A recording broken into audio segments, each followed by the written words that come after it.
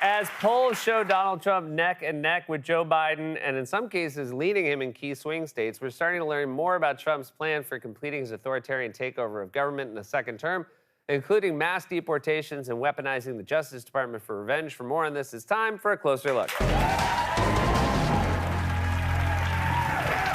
We're about a year from the 2024 presidential election, and the political picture remains very unclear. On one hand, the polling has been consistently bad for Joe Biden, but on the other hand, Democrats keep winning elections, including just last week in Kentucky, Virginia, and Ohio, where voters overwhelmingly approved a ballot measure to enshrine abortion rights in the state constitution. Things have been so bad for Republicans lately, they can't even bring themselves to smile like normal human beings anymore. That's how someone on edibles playing charades acts out the Mona Lisa. Who is he supposed to be doing? I think he ate two gummies stuck together. I've been in some awkward situations where I didn't know how to react, but I've never once thought to myself, I know what this calls for. Let me just show everyone the very tip of my tongue. That's the face when you make when the dentist asks you to open wide after they give you the laughing gas, or how a dog smiles when it's hot out. The abortion rights victory in Ohio seems to have really stung Republicans in particular, but since accepting defeat is no longer on brand for the Republican Party, Ohio Republicans are plotting ways to circumvent the voters by basically ignoring the ballot measure and taking the power to interpret the new abortion rights protections away from the courts. After the passage of Issue 1 last night, the Reproductive Rights Amendment, Ohio Republicans tonight are already making plans to try to lessen the effects or even undo Issue 1. Ohio Republicans are already attempting to silence the will of voters by eliminating the judicial branch's authority to interpret that new amendment. A group of 4 GOP lawmakers put it this way in a press release on Thursday, saying, quote, to prevent mischief by pro-abortion courts with Issue 1, Ohio legislators will consider removing jurisdiction from the judiciary over this ambiguous ballot initiative. All right, first of all, what do you mean by mischief by pro-abortion courts? Rulings you don't agree with aren't mischief. Mischief is when teens cover your trees in toilet paper, and then when you climb up to take it down, they sneak out and steal your ladder, so you have to throw pine cones at the bedroom window to wake your wife up, but she just thinks it's a burglar, so she calls 911, and then the cops arrive, point a flashlight up at the tree and say, hey, weren't you the update guy on SNL? That's mischief. And I won't stand for it another day, Devin. I know it was you, Devin. But I do appreciate when these guys reveal themselves as villains, because only villains use the word mischief. You sound like the guy who owns the amusement park in an episode of Scooby-Doo. Those kids and that dog are making mischief. I'll scare them away. It's dressing up as a ghost. And then they rip off the mask, and it's a guy who looks like this. Like, Scoob, put the mask back on!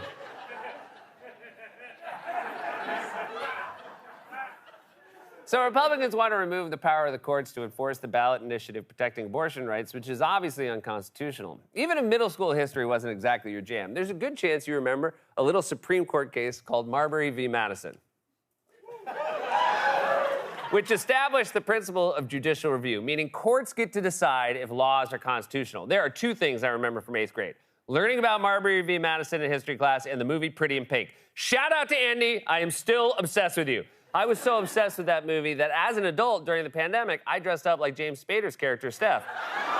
Now, you might be thinking, was that for Halloween? It was in August, and it was because I lost my mind. That was way back when we all had to get a 6-inch swab stuck up our noses, and it would reach all the way up to your brain, and you involuntarily make a face like this. Ooh. That might be our new favorite graphic. Could it replace the Rudy Eyes photo? I would ask you to vote, but much like Ohio Republicans, we would just ignore the result because we will never abandon the Rudy Eyes photo. We are selling that pic in the NBC store this year as either 1 ornament with his full face or 2 ornaments with 1 for each eye.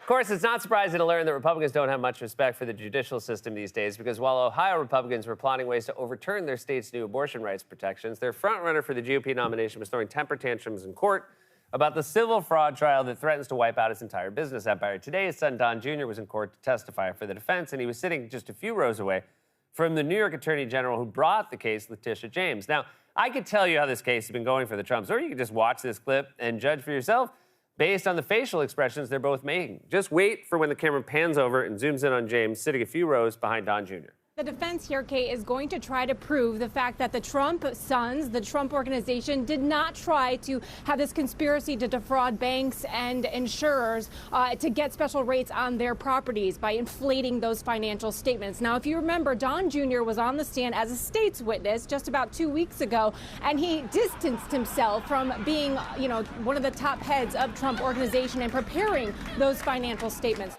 He looks like he's about to get a colonoscopy, and she looks like she just bought stocks in Colonoscopies R Us.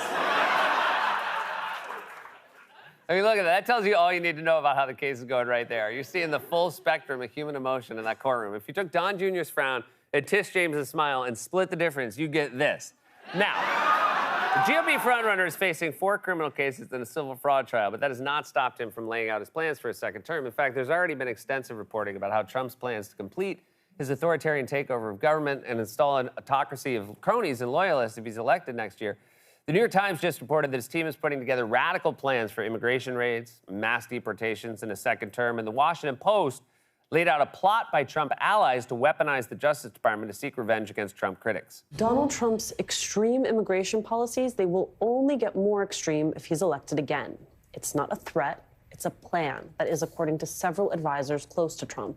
The New York Times detailed the former president's visions, which include sweeping raids, the construction of massive detainment camps, and deporting people by the millions. This new Washington Post story that's coming out this evening, Donald Trump plotting revenge should he win. The headline, Trump and allies plot revenge, Justice Department control in a second term. The first line of the piece says Donald Trump and his allies have begun mapping out specific plans for using the federal government to punish critics and opponents should he win a second term. That's right. Trump is already planning sweeping raids, mass deportations, detention camps, using the military to suppress civil demonstrations, and weaponizing the Justice Department to go after critics. And in light of this news, I just want to say, I've always liked you, Donnie. I hide it beneath a veneer of contempt because I'm afraid to show my true feelings. But I've always thought you were handsome, strong, and rich, and you never cheated at golf. You're honestly better than Tiger Woods. This closer look guy is just a character I play. I don't mean any of this. I just read the words that Wally holds. If you're going to arrest somebody, arrest Wally. Hey! Okay, so can we isolate that clip, and then we'll just send that to the Trump people? Great. Anyway, back to the real show.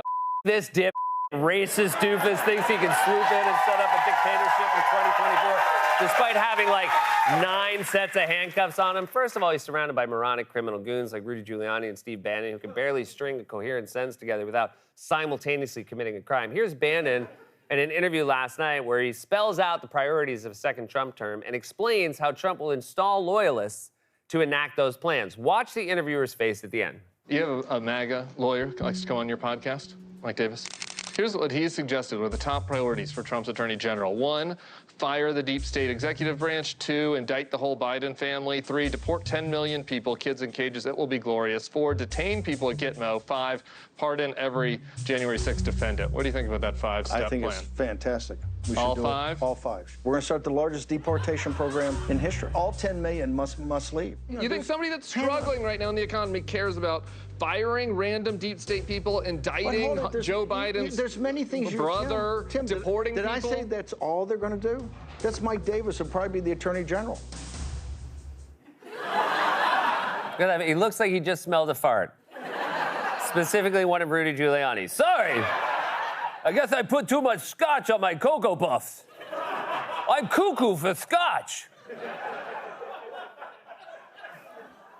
And Trump is living up to those professed plans with increasingly and openly fascist rhetoric. Here he is at a speech on Veterans Day. We will drive out the globalists. We will cast out the communists, Marxists, fascists. We will throw off the sick political class that hates our country. In honor of our great veterans on Veterans Day, we pledge to you that we will root out the communists, Marxists, fascists, and the radical left thugs that live like vermin within the confines of our country, that lie and steal and cheat on elections and will do anything possible. They'll do anything, whether legally or illegally, to destroy America.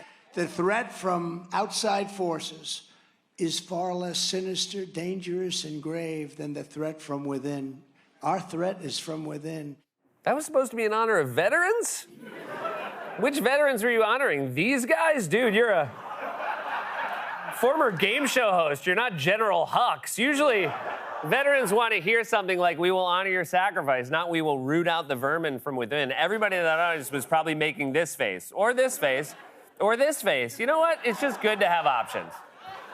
That's openly fascist rhetoric, and too many Americans have become numb to it because it's Trump, and he's a big, sweaty moron who can barely string 3 words together, and sometimes he dances on stage like a guy in the locker room who's trying to towel off his ball sack. But Trump is very much planning on completing his authoritarian takeover if he wins in 2024, and it's clear he's got the support of the Republican Party, which has become a movement fundamentally opposed to democracy. He's also got the support of his 3 adult children who have been in court testifying on his behalf.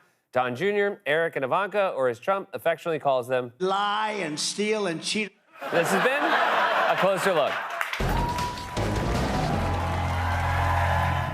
Hey, everybody, thanks for watching A Closer Look. And as a reminder, my brother Josh and I have started a new podcast called Family Trips with the Myers Brothers. We hope you listen. We hope you like it. And see you soon.